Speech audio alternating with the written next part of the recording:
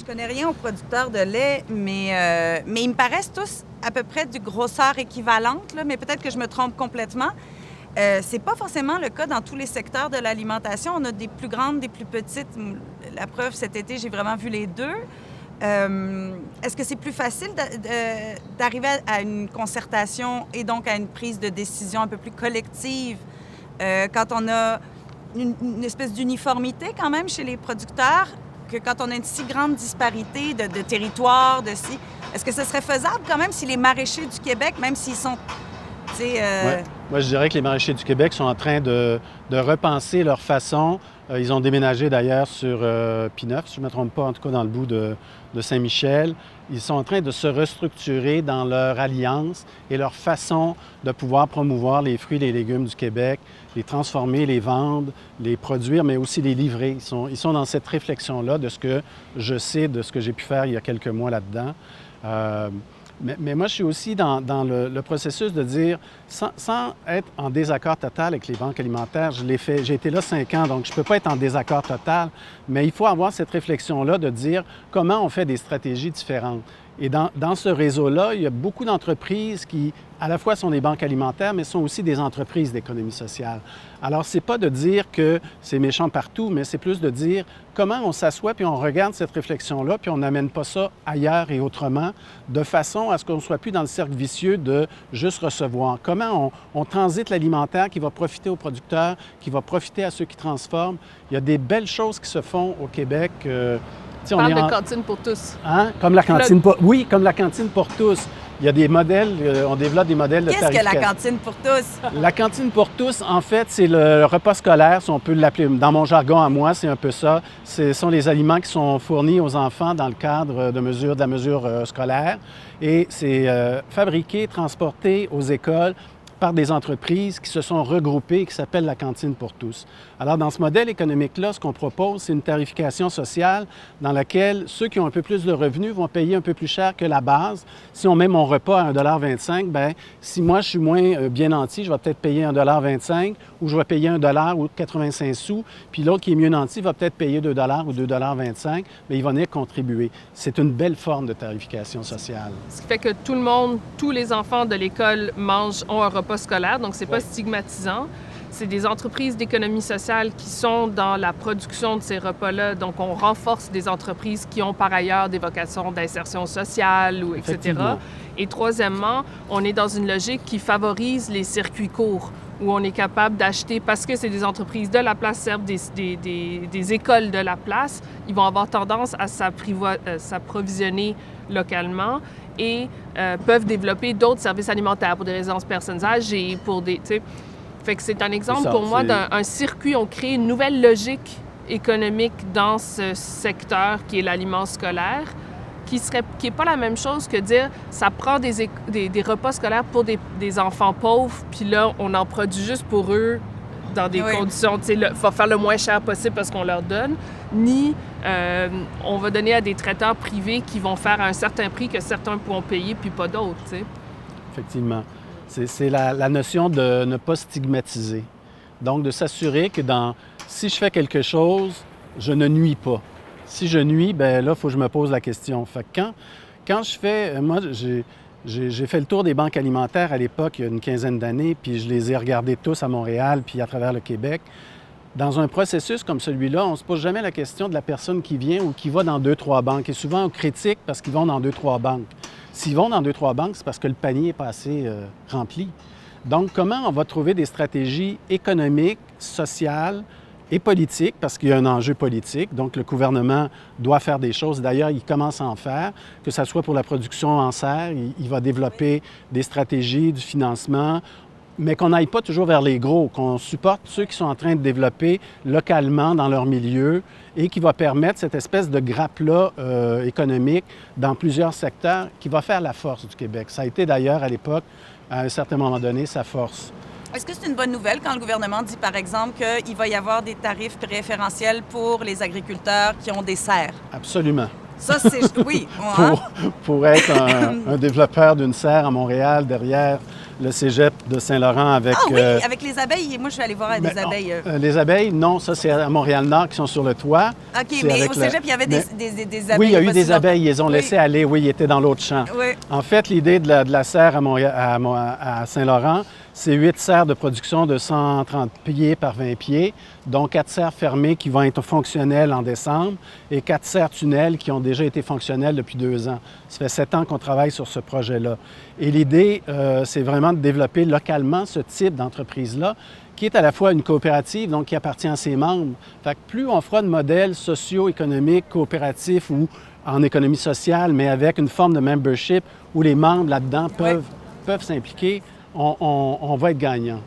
Puis c'est un autre exemple où l'État a un rôle à jouer si déjà l'État a une obligation sociale ou une obligation environnementale, bien, il peut répondre à ça en donnant des tarifs préférentiels, en achetant de façon privilégiée à certains producteurs. Alors, il y a d'autres leviers qu'il peut faire, outre protéger, mais de favoriser certains types de production. Puis là, c'est un autre exemple, parce que la communauté est là, ils vont s'assurer d'abord qu'ils répondent à leurs besoins. Fait qu'on n'est pas dans une espèce de production théorique d'aliments. On est vraiment répondre à ces besoins-là, qui vont être différents que les besoins sur la Côte-Nord.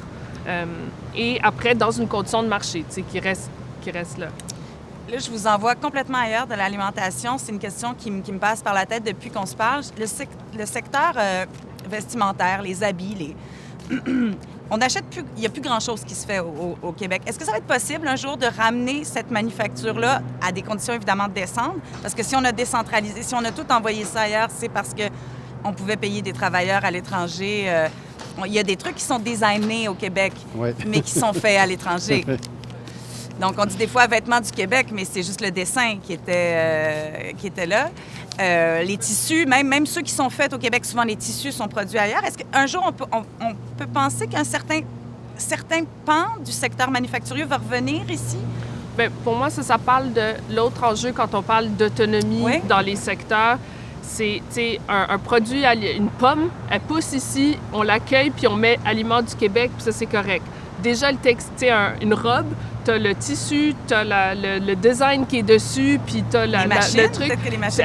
Qu'est-ce qui est vraiment produit du Québec? C'est compliqué. Puis là, on parle même pas des voitures ou dans des trucs manufacturiers. Alors, je pense que le discours n'est pas tant rapatrier toute la chaîne manufacturière ou rapatrier la production de toutes les voitures ou tout le linge ou tout le type de linge, mais dire comment on peut avoir plus de formules qui sont produites localement ou dont une partie de la chaîne est faite plus localement ou qu'on teste d'autres façons de faire. Tu sais, je pense qu'il ne faut pas être le moment où on était blanc ou noir, où tout est fait au Québec, où tout n'est pas est fini, parce qu'on n'est pas d'ailleurs autonome dans tellement de types de parties. Mais par contre, si on fait juste dépendre entièrement puis dire c'est plus efficace ou moins cher que ce soit produit ailleurs, on n'est pas résilient en temps de choc. Fait que d'où les formules plus petites, d'où des réponses à des communautés, tester des trucs qui sont produits bio, qui sont produits le chanvre, l'asclépiade. On peut se faire des manteaux en chanvre et en asclépiade. Mais il faut qu'il y ait des... un peu rude, peut-être? Non, le chanvre, on peut réussir à en faire toutes sortes de choses. On pourrait sûrement l'imperméabiliser. Je vais te poser une question parce que je suis curieux aussi, puis je veux comprendre. Tu parles beaucoup de résilience. Pour toi, il y a quoi derrière ce mot-là? Par rapport à l'autonomie ou par rapport à la souveraineté alimentaire ou même dans d'autres domaines? Je trouve que autonomie, c'est comme la version moins... Là, on a arrêté de parler de souveraineté alimentaire parce qu'on ne pourra pas tout produire ici. Fait qu'on a dit autonomie, genre la majorité de tes affaires. Mais est-ce que le but, c'est juste de produire chez nous parce qu'on produit chez nous ou le but, c'est de dire on est capable d'assurer une qualité de vie aux gens qui vivent ici dans toutes les conditions. Dans les conditions qu'il y a une pandémie puis que les frontières ferment, mais dans les conditions qu'il y a une mauvaise récolte, dans les conditions qu'il y a un virus porcin puis que là, il n'y aura pas de jambon qui casse tous ou les des vergers, trucs. Puis des fois, c'est des choses territoriales de telle région et plus là. Des fois, c'est une filière, un type de production qui n'est pas là. Des fois, c'est des modèles d'affaires. C'est des modèles d'affaires qui sont basés sur... je reviens à mon exemple d'abattoir. Quand il y a un abattoir puis que le virus pogne là-dedans, bien, tous les producteurs ne peuvent pas avoir accès. Et déjà, parce qu'il y en avait juste un, beaucoup de petits éleveurs n'avaient pas assez un grand volume pour avoir accès à cet abattoir-là. Ils ont créé une coop abattoir, Mobile, je pense, qui leur permet, d'avoir accès à un service, 2, de tester des nouvelles formules, parce que tu peux pas, si tu testes, tu fais en petit volume. Si tu as un petit volume, tu n'as pas accès aux gros abattoirs. Mais ça fait que ce genre de solution-là, il va rester quand le gros abattoir, il ferme. Tu as moins de chances. Si on avait plus de petits abattoirs... Je reviens avec mon idée. La résilience passe aussi par la diversité des propositions et des façons de faire. Oui. Et le volume de cette diversité-là, dans le sens aussi, on a énormément de grandes industries, à la fois qui utilisent des produits chimiques. Il faut revenir à des petites entreprises qui vont développer un marché local un peu plus élargi, mais qui va avoir une idée derrière ça, comme on en parlait tantôt, de la qualité de vie, comment je travaille. Quand on regarde les agriculteurs aujourd'hui sur le suicide, il y en a énormément et un peu trop. Donc, on est rendu à une extrême. Puis, je reviens tantôt à dire résilience, oui, mais comment on arrive à produire ici si on peut, d'une journée à l'autre, transporter nos marchandises ailleurs et les faire produire ailleurs? C'est parce qu'ailleurs, ils ont des revenus très bas. Oui. Fait que comment on va ramener cet équilibre-là entre les pays pour pouvoir arriver à des niveaux de vie qui sont intéressants? Tu sais, par rapport à ça, actuellement, la pandémie au niveau alimentaire a amené des éléments très dangereux dans des pays actuellement. Des pays soit qui dépendent d'importations parce qu'eux n'exportent pas ou produisent pas. Puis il y a des pays actuellement, que ce soit le Sierra Leone, le Yémen, la Syrie. La Syrie est actuellement à 40 50 de ses coûts alimentaires qui ont explosé depuis juillet. Donc, on va arriver avec une deuxième vague de pandémie si on ne se pose pas des questions globales.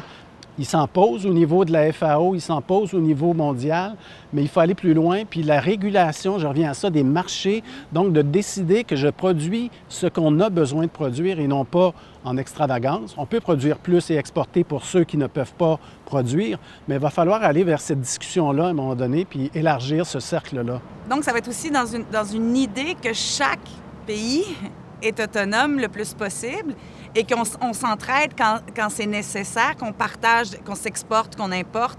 Moi, je serais bien malheureuse que du jour au lendemain, certains produits ne rentrent plus au Québec. Bon, j'aime les litchis. J'ai un problème avec les litchis. Bon, ça pousse pas chez nous. J'en prends une fois par année au mois de décembre quand c'est la saison. Mais Moses, que j'aime ça, les éplucher. Ça a l'air des petits hérissons. Mais hérissons. Et donc, il va falloir aussi que... Donc, comme c'est une pandémie, hein, son nom l'indique, oui. C'est à travers la planète qu'on a vu qu'on était finalement tous assez interdépendants les uns des autres, qu'on manquait probablement de résilience, d'autres beaucoup oui. plus que... Tu sais, je pense au Liban qui, en plus, a vu ses silos exploser oui. Dans le port. Donc, des grains et des grains et des grains, des mois et des mois de grains qui sont partis en fumée. On n'est pas à l'abri de ça non plus. On n'est pas à l'abri un jour de feux de forêt qui nous dévastent. La Californie pourrait perdre tous ses vignobles en un coup de vent. Effectivement. Donc, en fait, c'est plus complexe que je pensais. Oui, être autonome au Québec, mais dans une vision qui est aussi de c'est-à-dire... De global. Global. Une vision pour régulariser tout ça aussi. C'est vrai que, je reviens avec les vêtements, mais si j'achète un chandail, une camisole fait complètement au Bangladesh, elle va me coûter 2,95 $. Si j'en achète une avec du coton bio qui a été tissé, elle va me coûter probablement 85 $. Il n'y a pas de... Donc, c'est cette régularité. Essayer de régulariser un peu ça aussi. C'est plus que ça. Moi, j'appelle ça cesser de niveler par le bas. Puis je vais donner un exemple et nommer une entreprise, mais tu sais, Walmart, là, ça nivelle par le bas. C'est-à-dire qu'on va payer moins cher les gens qui produisent pour pouvoir vendre moins cher. Mais c'est pas ça qu'il faut. Il faut pouvoir augmenter le statut économique des gens qui produisent ailleurs, au Bangladesh, en Inde, ou que ce soit dans d'autres pays, et les faire monter économiquement et socialement leurs revenus et leur statut. Puis là, on va arriver à des équilibres mondiaux où on va échanger. On va s'échanger des produits, on va faire de l'importation, de l'exportation. Mais quand je disais qu'en 2006, là, le Québec était déficitaire au niveau de ses... ils importaient plus qu'ils exportaient. L'exportation, maintenant, est devenue un surplus. C'est intéressant parce que dans le produit intérieur brut, ça vient équilibrer. Donc, si moi, j'achète des oranges, j'achète des bananes que je ne produis pas ici, bien, si mon produit intérieur brut, il s'équilibre avec ça, puis que je le dépasse parce que je vends plus ailleurs, je viens de me procurer des produits, puis d'autres viennent s'en procurer aussi. Donc, là, on fait un échange qui est plus intéressant. C'est quand il y a des disproportions que ça devient dangereux. Et il reste qu'on est dans un équilibre de marché qui est maintenant actuellement très précaire. Il y a des pays qui auront plus d'argent, qui vont s'endetter, qui vont faire des faillites. Donc, comment on gère ça? Comment on remet l'économie en place avec les niveaux monétaires? Comment on arrête de spéculer aussi? Là? Je sais pas, Là, on est rendu. Oui, mais on peut se avant, on ramener. change le monde. Non, mais concrètement, par des gestes, là, comment on fait ça?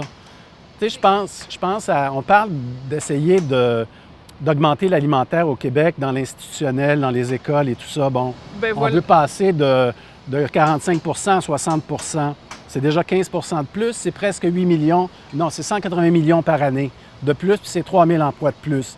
Bien, à ce moment-là, il faut arrêter de juste prendre les gros qui viennent régulariser leurs prix et leurs produits et travailler avec les plus petits, puis les mettre ensemble, puis travailler d'autres stratégies. Donc, c'est là qu'il faut aller. Il faut innover, puis il faut réfléchir ensemble comment on peut alimenter correctement ces gens-là, quitte des fois en haussant les budgets en haussant le budget de l'achat de l'aliment pour faire des plats aussi cuisinés qui...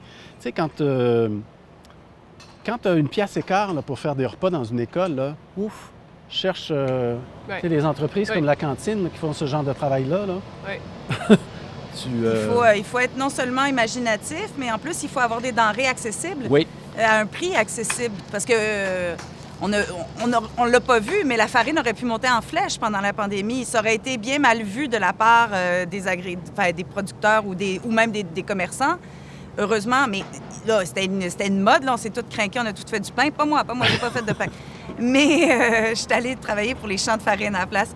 Mais on l'a vu. Donc, des fois aussi, il y a des espèces de panique comme ça, sociétale, que tout le monde se met à acheter de la farine, puis les étagères étaient vides. Ouais. Bon, après, ces gens-là n'ont pas connu les guerres, forcément, parce que c'est pas ça, rationner. Rationner, c'est chacun prend un peu de farine, il va en avoir pour tout le monde. Les gens en ont pris 45 pour eux tout seuls, en se disant, j'en manquerai pas.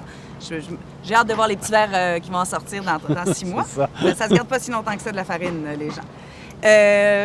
Mais donc, il y a ça aussi. C'est-à-dire que pour créer... les aliments, ils ont toutes sortes de valeurs. Il y a la valeur de l'aliment quand on l'achète, donc le grain. Et puis après, il se transforme. Ouais. Et quand on est rendu à faire un repas pour 1,25 $, moi, j'ai l'impression que c'est pas assez cher payé. Non. Moi, j'ai l'impression que c'est un miracle qu'on fait là. Mais est-ce qu'on n'est pas tanné aussi de faire des miracles des fois? Est-ce qu'on n'en fait pas beaucoup des miracles? Moi, je sais qu'en culture, on en fait beaucoup. Est-ce que dans tous les secteurs, justement parce que nous, la culture, on est obligé d'être autonome, hein? Vu qu'on est le seul bastion francophone en plus en Amérique du Nord et qu'on ne veut pas avoir de la télé française ici, on est obligé culturellement, on est assez autonome. Hein? On écrit nos pièces de théâtre, on génère, on fait... Oui, mais c'est en train d'être érodé par oui. Tant qu'on a du Netflix, c'est en train de grignoter des géants, Spotify, les GAFA, puis des tout trucs, ça. puis tout ce que tu trouves, c'est des grosses productions. Et ça appelle à repenser comment on le finance. Mais je pense que l'argument... Tu sais, c'est intéressant, on parle de 2 secteurs qui sont névralgiques pour la survie du Québec, la culture puis l'alimentaire. Et là, les gens, non seulement...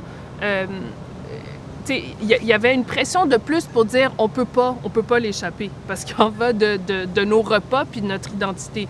Mais il y a plein de secteurs comme ça où on serait appelé à penser qu'est-ce que ça veut dire accorder une importance autre aux conditions dans lesquelles c'est produit, etc. Et je pense que à défaut de pouvoir résoudre la pauvreté dans le monde ou mettre arrêter d'échanger avec d'autres pays en attendant qu'on soit tous au même niveau, il reste qu'il y a des politiques qui structurent un marché plus ou moins. Fait que quand l'État dit « moi, je veux m'approvisionner plus chez nous », ou moi, je vais soutenir plus une diversité d'entreprises versus aller dans celle qui a le plus bas coût, donc la plus grosse, bien, on fait des choix qui structurent ce marché-là. Puis quand l'État dit « je vais subventionner telle production », pas parce que je récupère mon investissement en l'espace d'1 an, mais parce qu'en culture, subventionner ça égale, oui, créer des emplois, mais aussi une cohésion sociale, tu sais.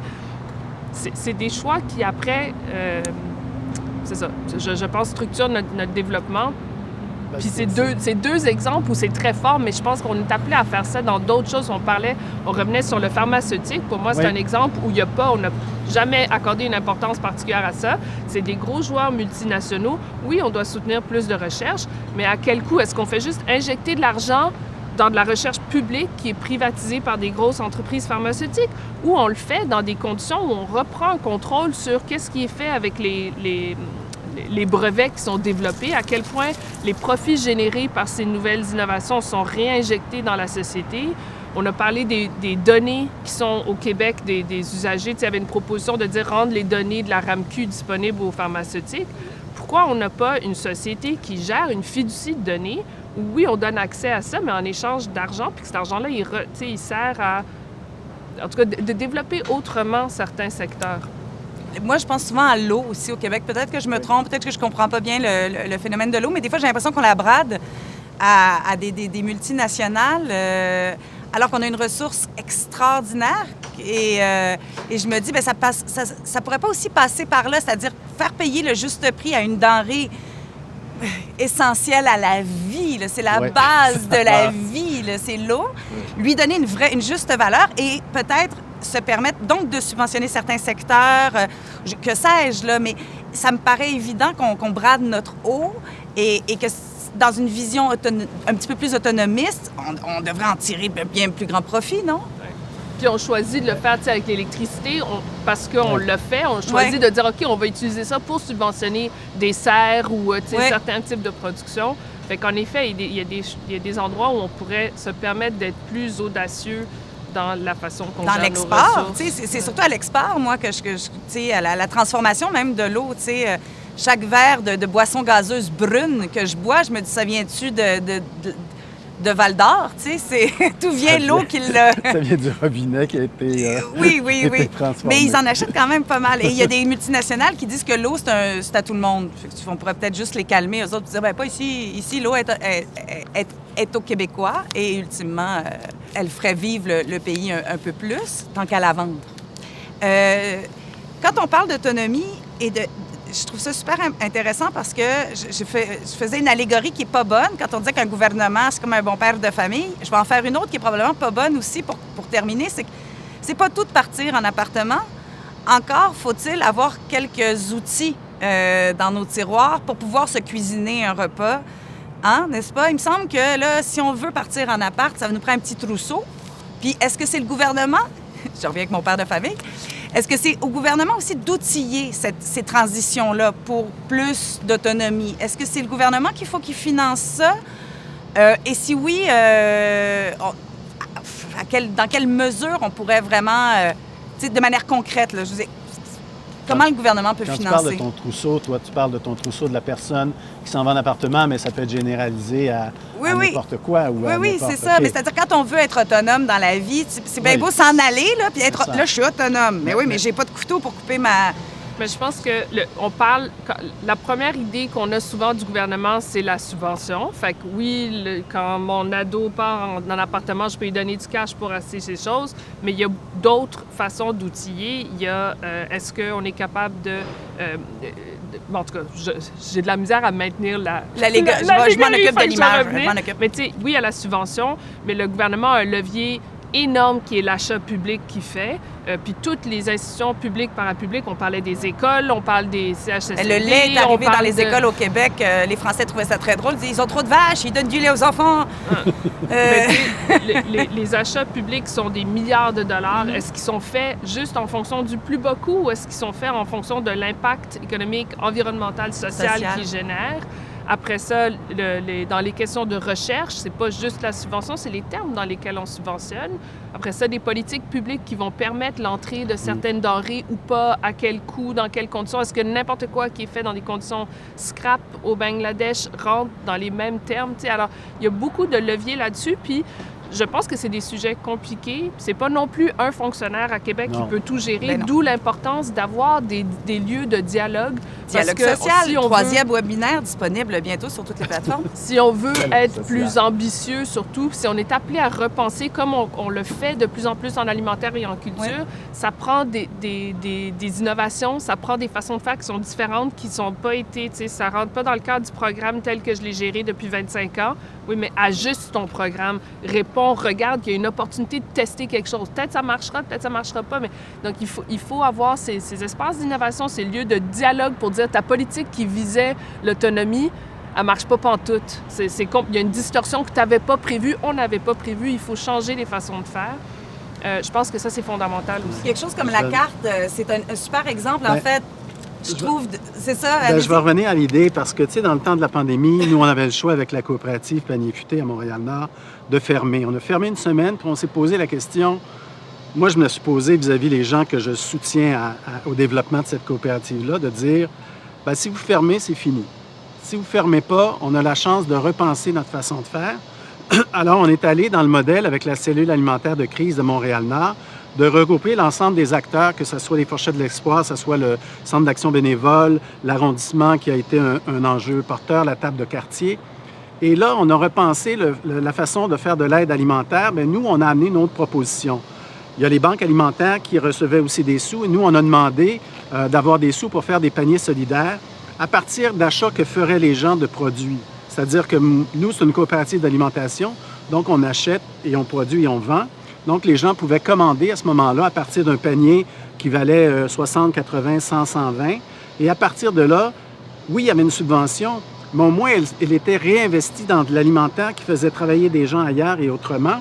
Donc, pour moi, ça amène une vision différente. Fait que quand je parle des entreprises sociales, que ce soit des banques alimentaires, que ce soit la Corbeil-Bordeaux-Cartierville, qui, à mon avis, est un beau modèle économique, les fourchettes qui travaillent différemment ou les popotes qui travaillent en alimentation, il faut avoir le courage de regarder nos modèles, puis d'enlever nos œillères, puis de dire comment je peux changer pour que dans 1 an, 2 ans, 5 ans, je travaille différemment, qu'on ne se nuise pas mutuellement. Est-ce que ça ne rajoute pas un petit peu de dignité aux personnes quand elles payent leur panier aussi? Quand elles, c'est-à-dire qu'ils ne le payaient pas. Dans le cas, c'était une subvention. Oui, d'accord. Mais en fait, ça me fait penser à changer des paradigmes. Oui. Nous, on est une coopérative, on n'a pas les mêmes subventions qu'un OBNL. Donc, il a fallu aller confronter avec des bailleurs de fonds puis dire, bien, on fait un travail tout aussi important. Et on est une coopérative à but non lucratif. Donc, on ne fait pas des profits pour faire des profits, mais pour les réinvestir avec les membres et tout ça. Fait que ce modèle-là, on l'a essayé. Il y a eu une petite étude qui a été sortie par la chaire de recherche à Montréal-Nord avec Isabelle Egg qui l'a fait. Et ça permet de voir que ça a soutenu des gens. Et les commentaires qu'on a, c'est « Hey, mon Dieu, que ça fait du bien de pouvoir choisir ses aliments, de pouvoir... » Voilà. Donc, on est aussi dans une recherche de dignité. Oui. Hein, Oui. C'est quoi le minimum Oui. de dignité requis? Oui. Et c'est un peu aussi vers ça que s'attend l'autonomie et les... Qui nous sort aussi encore de la logique du truc pareil pour tous. Oui. Le panier pour les personnes pauvres, C'est ça. Bien, peut-être dans une communauté, c'est ça, puis dans une autre communauté, pas du Ça tout. va être autre Dans chose. une famille, ils ne mangent pas de viande Ouais. ou dans Oui. l'autre, tu sais. Fait que de redonner les gens la capacité de choisir, C'est- oui, c'est la dignité, mais c'est aussi une diversité. C'est ça aussi fou soutient. que d'avoir introduit des produits halal. Ben oui. Parce qu'on est dans une communauté où Ben oui. ils avaient besoin de ça. Ben Fait oui. qu'on est allé chercher du bœuf halal, des choses, pas tout, mais au moins un élément. Ça fait... Complètement. Le Québec est de plus en plus pluriel aussi. Ben, en fait, il l'a toujours été. Mais à la grandeur de notre territoire, Ouais.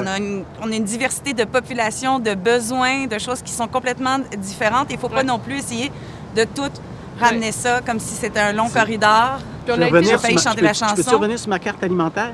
Oui. Je la comparerais 30 secondes avec la carte proximité qui s'est faite cet été avec la direction de la santé publique qui a subventionné un modèle de carte qu'on réfléchissait même à l'époque à Moisson et avec la personne à la direction de la santé publique qui l'a amenée.